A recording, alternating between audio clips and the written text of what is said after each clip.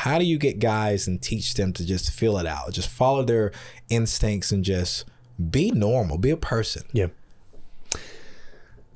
Well, it takes putting yourself out there it has to be shed, that's the type of transformation it is. It's not like you're morphing into it. It's like you're shedding. Wow. You're shedding all the layers that are covering up who you are. And the best way to do that is by putting yourself out there and having more conversations and talking to more people, specifically in this case, women. And also, and you said this way earlier on this interview talk, that you were going out there and having fun. Yeah. And so there's an element of, yes, you have to go and practice and talk to people to get comfortable with the uncomfortable. Absolutely. But you also have to have an angle of trying to make it fun. Like that one story I told, yes, where I went and talked to the group of people. I was trying to have fun. And you were telling corny jokes, and you're like, I think these jokes are funny. Yeah, I laughed at them. So did they.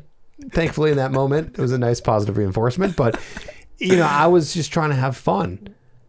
And so try to find that way. I find that guys like games. Yeah. So gamifying it can be fun. Absolutely. So I gamified it. I had a little black notebook. I still have it to this day. Okay. In the little notebook, I would go out and first I'd go out and approach a certain amount of women. And in the notebook, I'd write down the date, the location of where I went, how much money I spent that night, how many approaches I did, how many numbers I got, how many makeouts I got, and then any little notes of like something I learned. But it wasn't a big journal. It was a really small black book that you could only just write a couple things in it. Yeah. But only you would know. Yes. Yeah. So it was just for me. It was just for, now that I look back at it, that was fun for me. It was fun to track it. Yeah. It's funny too, because I can imagine a woman hearing that and going, oh my God, like, can we objectify women anymore that they're just numbers in a black book? And you know what? You got to do what you got to do to get better at the things you want to get better at. You were training. Yes. You were, those were your stats. Yeah, you were an athlete, and those were your stats. To the point where, the entries, if you go through it stops at a point, because just for that, there was nothing else left to track. I wasn't really tracking like, okay, I need to approach more women. It was more just like having quality over quantity. Absolutely. And so I stopped the tracking eventually. But point is gamifying it can make it fun. So if you can try that, great, try that. Or find what can be fun. Yes. Being silly, bringing out that silly person that you might be, if you happen to be that person. You don't have to be that person, but if you are that person, bring it out. Everyone has a fun side. It may not be as funny as someone else, but everyone has a fun side where it's just like, okay, you're enjoyable to be around. Yeah. Be that person. And think about in your life, when are you that person? Absolutely. What are you doing? And if you come to an answer of, well, thanks, Mario, thanks, Trip, great, I'm not that person, then it's time to come back to building who you are. And back to full circle here now. Yeah. Finding interesting things to do. Absolutely. Finding hobbies, doing things that you enjoy, and start to build up the persona of Jack Wilson or whoever you are, right? It's like, build that person up, become someone. Absolutely. And don't do it for women. Do it for you. Yes. If you do it for you, it's going to be more fulfilling, but it's real. Like if you do it for women, what if you don't get women? All of that progress and all those things you're working on, it's no point of holding on to them, because it's like the reason. Even with weight loss, I talk to guys about that all the time, and it's like, well, why? And they're like, I just want to get girls. It's like, well, we can't work, because you're not going to get girls, but you're going to get more guy friends when you get buff, but you may not get girls. Like girls are not going to be interested in you now, obviously. A lot of women are interested just based off of your looks. But if that's all you have, when you have that conversation and you're still awkward, you're just going to be a very buff, awkward guy. Yeah.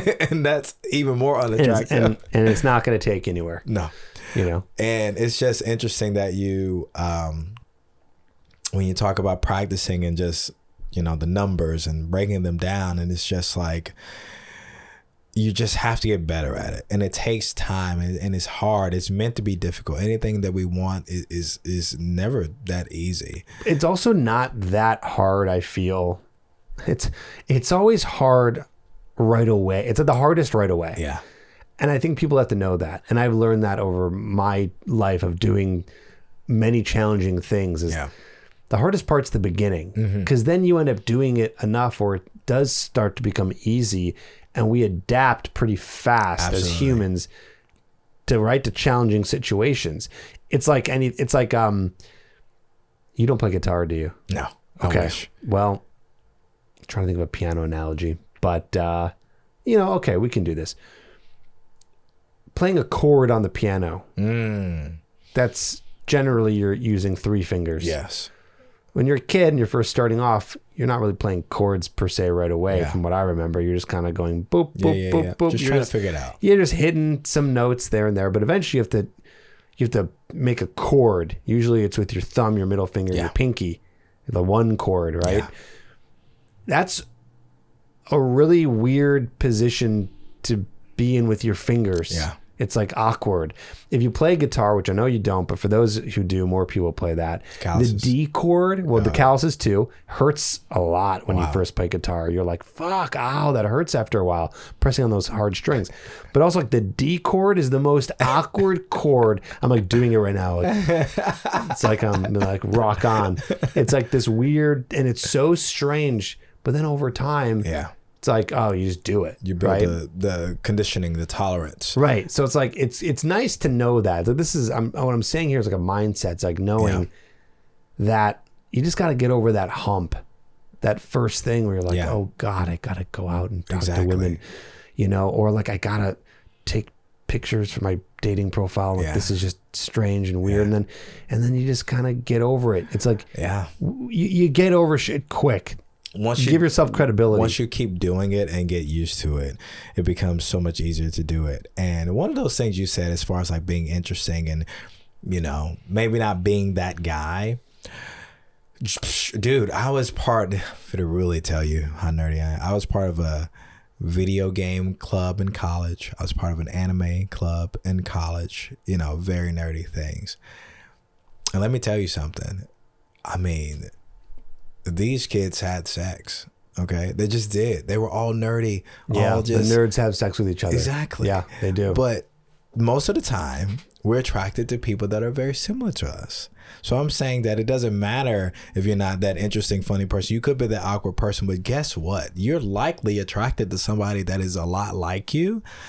And guess what? They're awkward too. They're probably waiting on you to talk to them. I can't tell you how many countless times I will watch these kids play video games, and I'm like, they like each other, but they're just afraid to say anything. But as soon as they both get the courage to say something, I mean, they're eating together. They're, you know, dating. You see them out. They're just, you know, you can't separate them. But it's because they both finally had the courage to do something about it, regardless of your walk of life. Like, you don't have to be the epitome of man to get women to be interested. She could be literally right in front of you, waiting on you to say something, but you have to be, again, as we talked about earlier, the initiator. You have to actually spark that conversation, spark that interest. And then from there you realize, like, damn, we actually are a lot alike.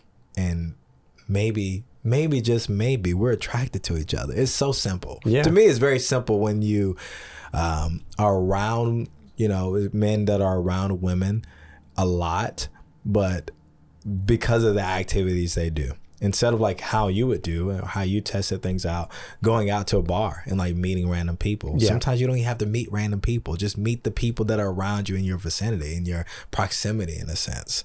I did a reel the other day. I was giving advice. I said, a great place to meet women. I don't have an experience in this personally, but I know other people who've done it and it's worked, is intramural sports or co-ed sports. Actually, yeah. You know, it's like, and even if you don't meet a girl there and and you hook up with her or get a date from it. You're creating some type of social Exactly. circle, And you're getting experience around women. You're just spending more time around women. So it becomes a little less intimidating over time, you know? I was also going to say is all this stuff we're saying, like no one has to do any of this shit. Yeah. Like they don't have to do anything.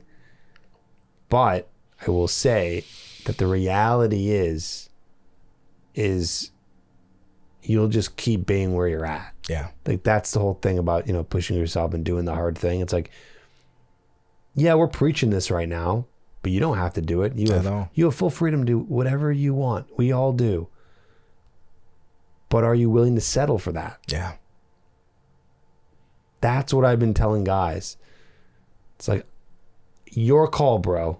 You do whatever you want. It's your life. It's not my life. Solid. But are you willing to settle for that life? Yeah. And I bet you don't. No. I just bet. Because you wouldn't be listening to these words, watching this video, listening to this podcast. If you didn't care, you wouldn't hear these words that we're speaking right now. Not even close.